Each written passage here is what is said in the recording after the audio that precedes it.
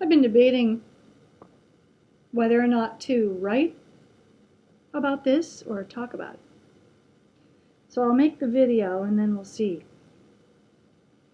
I wanted viewers who are fairly new to this scene to know one thing.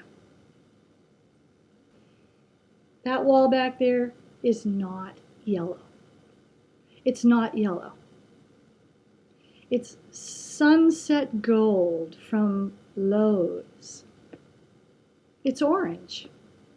And the red sofa against the orange wall is really, I like it. It's not yellow. I don't live in a crayon box.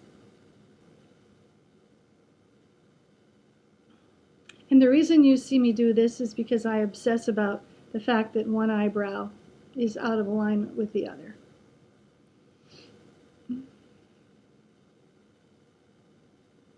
Okay, what did we say we were going to talk about? As opposed to writing about it, I'll talk about it first, you decide. If you want to read instead of listen, littlebarefeetblog.com. littlebarefeetblog.com. 776 essays, poems, some of them, about 60 of them, chapters in my forthcoming collection of chapters. That is, if they haven't been parsed out by thieves, robbers, pilferers, and plagiarists for the past 5 years. Who cares, right? Who gives a... So let's talk about it. There's something about the MRI machine, magnetic resonance imaging, discovered quite by accident to be of enormous benefit to the human body and diagnostic methodologies. It uses magnetic resonance to image the tissues of the inside of the human body. Magnetism. Those Reiki and Qigong and Eastern mystics who treat human health, I think, will be our source on this planet of employing magnetism, magnetic forces, to heal the body. One study revealed that after MRIs, especially of the brain, which was the one that I had this morning, mania can ensue. All I know is I felt really positive energy leaving that place and heading to my next appointment. But laying there on the back, or is it lying there? Now they put a plastic shield over your face. They give you a ball to squeeze, and they put earplugs in your ears if you're a musician and you say you don't want the music. The magnetic resonance imaging machine creates its own music. Rhythm patterns, unpredictable. Different tones as well. Loud, penetrating, rattling, humming, jiggling, rat-a-tat-tatting, jackhammering, buzzing, clattering. It's really cool. But as you are under the machine, with your eyes closed and your body as still as you can, it's one of those rare scenarios in which one can confront oneself. Kind of like when the old-fashioned manual cameras, lenses, could be turned to bring the image into sharp focus. Having an MRI of the brain will do that for you. So will booking a B&B with your husband in a remote part of upstate New York, near Lake Placid anticipating the tooling drive up the Adirondack Trail to spend a couple days in a honeymooner's paradise just in the middle of the summer because you're already married, and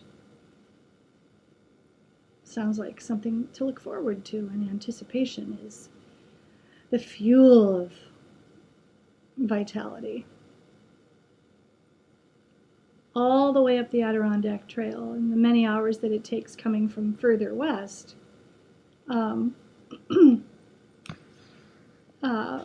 really allows plenty of time for the mind to imagine just how much fun one is going to have, in the words of Garrison Keillor. But when you're actually booked and you've met the owners and operators of the B&B, and they take you up the narrow stairway made of wood to the big room, which is named after a famous English poet, Emily Dickinson, and you turn down the yellow and turquoise and white floral quilted coverlet of the big queen-size bed with the brass frame. And you crawl in next to your spouse.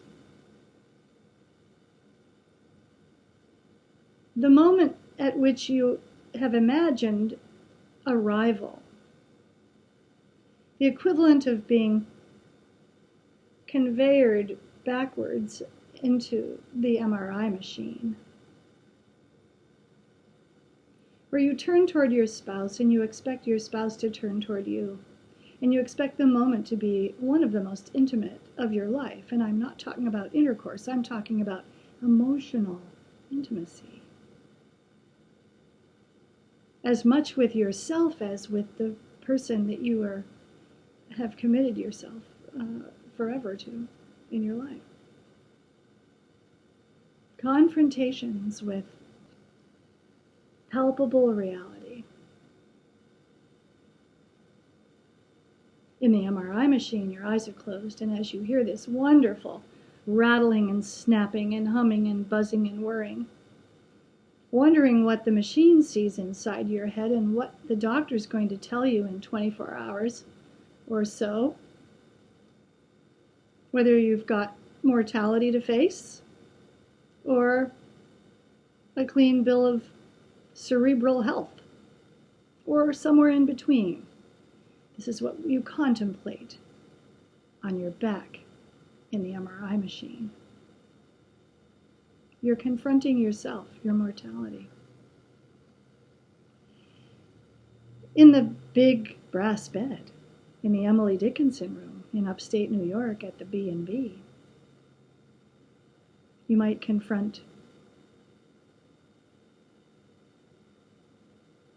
the emotional connection that you think is going to reach some kind of momentous realization,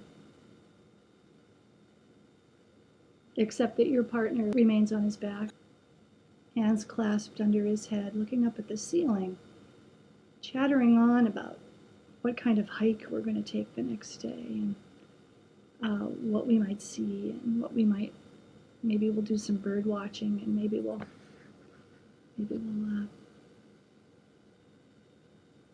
find the water. And you're thinking the whole time, this is not my reality. Or is it? I guess this is my reality. And how disparate it is from what I imagined I was living in. Confrontation with self and with that which is penetrating the veil of expectation.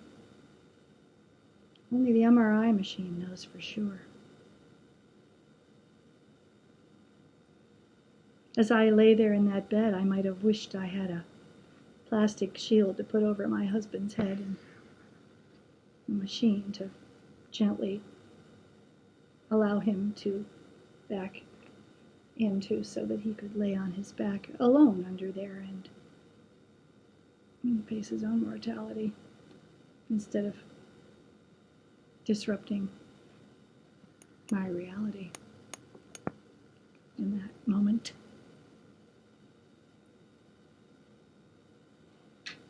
We'll see. My mother died of brain cancer, glioblastoma multiforme. I am 4 years out of the first year she received her first cancer diagnosis, which was melanoma.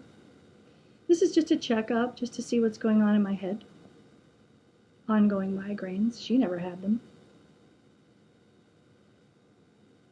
I'm enjoying the surge of energy from all that magnetism. Magnets draw you or repel you. Depends on what force they're encountering from the other magnet.